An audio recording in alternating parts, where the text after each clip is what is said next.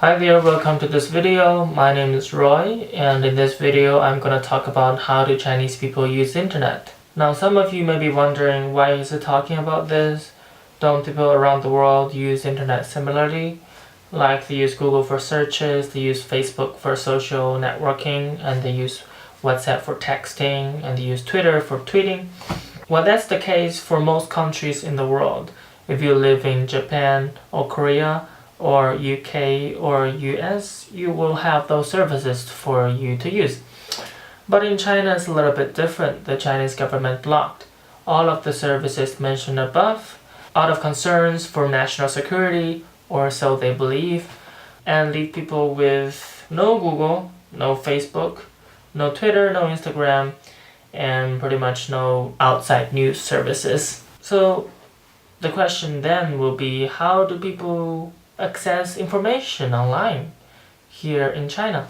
The simple answer to that is that they use alternative services that are created here locally in China that have functions similar to the ones mentioned above. And in this video I'm going to talk about these services one by one so that you can know about what's going on in China. Since we don't have Google in China, we use Baidu. Baidu is a simple search engine that does searches in Chinese. It does a okay job in Chinese searches. It describes itself as understands Chinese better than all other search engines. That is true or not is up for debate, but I'd say it does a good job in deciphering Chinese text. But the drawback is also all very obvious. If you type in English keywords, a lot of results probably won't show up, either because of its bad algorithm or it's just blocked due to regulations. So there you have it, regulated search engine Baidu. And in China, when people want to go shop online, they don't go to Amazon. Well, although there is an Amazon.cn in China, people only use it for buying books. And if you want to buy anything else, you go to Taobao. That's Taobao, and it's also very similar to Amazon, but it offers products that is much cheaper and it's okay in quality. And what usually amazes people is how many categories of products there is on Taobao. You can pretty much search for anything, and I think if there is such a thing as a secret group for internet in China, that would be if you can think of it, you can buy it on Taobao. So that's how powerful Taobao is. And the other shopping website that people often go is called Jingdong, which is JD.com. It's similar to Taobao, but it offers better service. It offers one-day shipping, which Amazon in the US don't even have that. So it's very impressive how fast they can get goods delivered. And then we come to instant messaging.